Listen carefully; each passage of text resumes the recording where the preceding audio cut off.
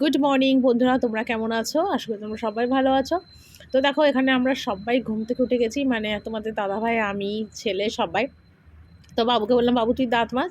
তো আমি paste brush দিতে যাচ্ছিলাম, ওখানে তোমাদের দাদাভাই বললো না আমি পেস্ট লাগিয়ে দিচ্ছি ছেলের ব্রাশে। তো সেই জন্যে ছেলে পেস্ট মানে ব্রাশে তোমাদের দাদাভাই পেস্ট লাগিয়ে দিল। আর বাবু দেখো সকালবেলা উঠে এখন দাঁত মাজতে শুরু করে দিয়েছে। তো যাই হোক, তোমাদের দাদাভাই তো ক্যামেরায় আসতে চায় না, সেই জন্য আমি খুব একটা ওকে ক্যামেরায় আনতে চাই না, যেহেতু ও আসতে চায় না। যে আসতে চায় না তাকে জোর করে আনতে চাই না। তো ছেলে ক্যামেরা আসবে বা আসতে চায় বা কিছু বলে না, সেই জন্য আমি আর কিছু বলি না। তো যাই হোক, বাবু ওখানে দাঁত ঠাত মাজলো, আর আমি এখানে দেখো সকালবেলা উঠে যে আমার বাসি কাজগুলো, বাসন টাসন মাজা, সেগুলোই এখন করব। আর আজকে উঠতে না বেলা হয়ে গেছে, বেশ অনেকটাই বেলা হয়ে গেছে উঠতে। কারণ রাত হলে কি হয়েছে আমি জানি না, বেশ কিছুদিন ধরে আমার ঠিকঠাক ঘুম হয় না, মোটামুটি 2টো-2:30টা বেজে যায় ঘুমোতে ঘুমোতে, ঘুমই আসে না। মানে সারাদিন মানুষ না ঘুমোলে কি হয়, রাত্রিবেলা হলে তো মানুষের একটু ঘুম আসে, কিন্তু আমার যে কি হয়েছে কদিন ধরে ঠিকঠাকভাবে রাত্রিবেলা ঘুমই আসে না। আর ঘুম মানে না আসার জন্যে আমার আরও একটা কি সমস্যা হয়েছে, সেটা কি বলো তো, মানে সকালবেলা উঠতে পারছি না, একটু বেলা হয়ে যাচ্ছে, আর বেলা হলে কাজেরও দেরি হয়ে যাচ্ছে, সব কিছুই আমার দেরি হয়ে যাচ্ছে। তারপরে ওয়েদার ভালো না, বৃষ্টির আকাশ, এই রোদ এই বৃষ্টি এরকম শুরু হয়েছে। তো যাই হোক, তার মাঝেও সমস্ত কাজ করতে হবে। আর এখানে দেখো নিচের সমস্ত কাজ কমপ্লিট করে ওপরে এলাম, আর এসে আজকে ঘরটারগুলো মুছছি আর কি। প্রতিদিনই মুছি, কোনো সময় ভিডিও তোমাদের কাছে শেয়ার করি, কোনো সময় করি না, এটাই হলো কথা। যখন যেরকম সুযোগ হয় আর কি, তখন সেটা আর কি করি। তো যাই হোক, বাবু যেহেতু উঠে পড়েছিল, তাই বাবুকেই বললাম, বাবু একটুখানি ভিডিওটা করে দে। আর বাবু সেই জন্য ভিডিওটা করে দিচ্ছিল। আর তোমাদের আগেই বলেছি, কেউ একটু ভিডিও করে দিলে আমার সত্যি অনেকটা সুবিধা হয়, মানে ভিডিও, মানে ফোনটা কেউ ধরে দিলে ভিডিও করে দিলে আমার সত্যি অনেকটা সুবিধা হয় ব্লগ করতে। আর নয় এদিক ওদিক ফোন রেখে ভিডিও করা খুব একটা অসুবিধাজনক ব্যাপার হয়ে যায় আর কি।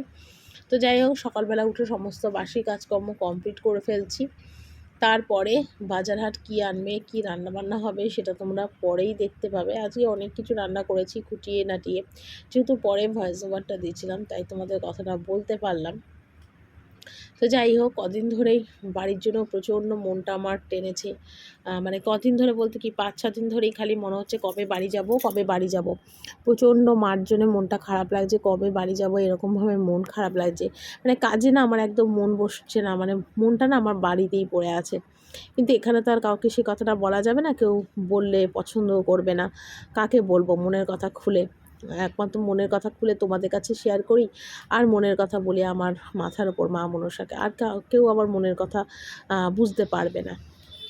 তো যাই হোক, এখানে ঘর-টরগুলো সমস্ত মোছা একদম কমপ্লিট করছি আর কি। তো রোজই ঘর এখন কদিন ধরে মুছছি বলে অতটা নোংরা হচ্ছে না। অল্পই নোংরা হচ্ছে, আর অল্প নোংরা হলে কী হয় বলো তো, একবার করেই মুছে নিলে পরিষ্কার হয়ে যায়। আর 2-4 দিন না মুছলে কী হয়, দুবার করে তখন ঘর মুছতে হয়। মানে আমারও কাজটা অনেকটা মানে খাটুনি মতন হয়ে যায়। আর এমনি একবার করে মুছে নিলেই হয়ে যায় পরিষ্কার। আর এখন বৃষ্টির দিন তো অতটা ধুলো হচ্ছে না, আর গরম বেশি পড়লে তখন প্রচণ্ড ধুলো হয়ে যায় ঘরের মধ্যে, তখন ন্যাকড়া দিয়ে মুছলে হয় না। তো যাই হোক, এখানে সমস্ত পুরো বাড়িটাই আজকে মুছেছি আর কি। যখন আমি মুছি পুরোটাই মুছি, ওটা আমার একটা সুবিধা হয় আর কি। আর নয়তো একদিক মুছবো আরেকদিক মুছবো সেটা আমি করি না। আর আমার ঘরের দিকে তো প্রতিদিনই মোছা হয় আর কি। আর এই দিকটা প্রতিদিন হয় না, তবে বেশ কিছুদিন ধরে কিন্তু আমি প্রতিদিন করেই কিন্তু ঘরটা মুছে নিচ্ছি। তো যাই হোক, এখানে দেখো সমস্ত কিছু মুছে টুছে নিয়ে তারপর আছে প্রচুর জামা কাপড় কাচা, সেগুলো কাচবো, মানে আমার কাজের শেষ নেই। আজকে আবার বেসিনটা পরিষ্কার করেছিলাম, সপ্তাহে একদিন করে আমি বেসিন টেসিনগুলো সমস্ত পরিষ্কার করি। তারপরে বেসিন ধোয়ালাম, বেসিন ধোয়ানোর পর দেখো বেসিনের তলাটা এরকমভাবে পরিষ্কার করলাম। আমাদের না বেসিনের তলটা এরকম কেন হয়েছে তোমাদের বলছি, জল পড়তে পড়তে না বেসিনের তলটা এরকম হয়ে গেছে। তো যাই হোক, এখানে বেসিন টেসিন একদম পরিষ্কার করে লাস্ট একদম এইদিকের ঘর-টরগুলো একদম সুন্দর করে মুছে নিচ্ছি। আর সবাই আজকে ঘুম থেকে উঠে চা ঠাও খাওয়া বোধহয় কমপ্লিট হয়ে গেছে। আমি যেহেতু ভিডিও করছিলাম সেই জন্য এদিকে সবাইকে বললাম তোমরা এসো না, কারণ কে কোথা দিয়ে আবার ক্যামেরার সামনে চলে আসবে, তখন বলবে এটা কেটে দিস ওটা কেটে দিস, ভিডিওতে আনিস না, ওইভাবে আমার ভিডিও করতে অসুবিধা হয়। তো সেই জন্য তাদের না করলাম। তো যাই হোক, এদিকে ঘরটার একদম মোছা কমপ্লিট করে সোজা চলে গেলাম কাপড় কাচতে। প্রচুর কাপড় জামা ছিল, দুদিন কাচিনি, সেগুলোকেই এখন আবার কাচবো। যাই হোক, সকাল থেকে উঠে আমার সকালবেলা যে রুটিনগুলো প্রতিদিনের, সেটাই তোমাদের কাছে কিন্তু আজকে আমি শেয়ার করলাম। আশা করি ভালো লাগবে। তারপরে তো আদার্স অনেক কাজই থাকে, যে কাজগুলো মানে কাজের আমার শেষ নেই, মানে অনেক কাজই থাকে যেগুলো আমি কমপ্লিট করতে হয় আর কি। তো যাই হোক, এখানে সমস্ত কিছু একদম সুন্দরভাবে কমপ্লিট করে তারপরে কাজটা করব আর কি। তো এখানে করলাম। আর হ্যাঁ, তোমাদের কাছে যেটা বলছিলাম, বাড়িতে যাওয়ার জন্য মনটা বেশ কিছুদিন ধরে খুব টানছে, ভালো লাগছে না একদম। বাড়ি যাব বাড়ি যাব মানে সমানে মন করছে। কবে যাব আমি জানি না, যেদিন ভগবান চাইবে সেদিনই বাড়ি যেতে পারবো। কারণ বাড়ি যাওয়ার কথা বললে তো আর হলো না, টাকা পয়সা জোগাড় করতে হবে, গাড়ি ভাড়া লাগবে, তারপর যাব, ওখানে একটা খরচপাতি আছে, মার পিছনে কিছু কেনাকাটা করে দিয়ে আসি, বাজারহাট করে দিয়ে আসি, অনেকটা খরচ থাকে, তো সেই জন্য আমাকে যেতে হবে। তো যাই হোক, আর এখানে দেখো একদম কী বলে, যেগুলো কাচলাম বারান্দা মানে বাথরুমে, সেগুলোই ছাদে মেলে দিচ্ছিলাম। বৃষ্টির আকাশ মনে হচ্ছে যে বৃষ্টি হবে না, বেশ আকাশটা কিছু আছে, তাই জন্যে ছাদ দিয়েই মেলে দিচ্ছিলাম। কারণ বারান্দায় আমার ননদের আবার জামা কাপড়, ননদের না আমারই কিছু শুকনো জামা কাপড় মেলা আছে, কালকে কেচেছিলাম না 2 দিন আগে কেচেছিলাম, সেগুলোই তুলবো। তো সেই কারণের জন্যে আমি আমারগুলো আর কি এখান দিয়েই মেলে দিচ্ছি জামা কাপড়গুলো। যাই হোক, মোটামুটি একবেলার এই বাসি কাজগুলো সেরে নিলে অনেকটাই সুবিধা আমার হয়। তো যেদিন যাব বাড়িতে সেই ভিডিও অবশ্যই তোমাদের কাছে শেয়ার করব। যেভাবে যেটা করি, খাই, চলি, যেটাই করি না কেন সবটাই তোমাদের কাছে শেয়ার করব। কারণ তোমরা আমার একটা পরিবার, আর সেই পরিবারের সমস্ত কিছু আমি তোমাদের সাথে সবসময়ই শেয়ার করি। তো এখানে জামা কাপড়গুলো মেলে দেবো, দিয়ে তারপরে স্নান করব, স্নান করে তারপরে বাকি কাজগুলো করব। তো যাই হোক, আর মাও কদিন ধরে আমাকে সমানে বলছে তুই কবে আসবি, তুই কবে আসবি, আয় আয়, সমানে মা মানে যেতে বলছে। কিন্তু আমি না, সত্যি কথা বলতে কী বলতো, গিয়ে উঠতে পারছি না। কেননা ওই যে বললাম যে টাকা পয়সার জোগাড় করব, খরচ আছে, সেগুলো করব, তারপর তো যাব না, তো সেই কারণের জন্য না আমি যেতে পারছি না আর কি। তো যাই হোক, দেখি কবে যাই। তো যেদিন যাব সেদিনের ভিডিও তো তোমাদের কাছে অবশ্যই শেয়ার করব।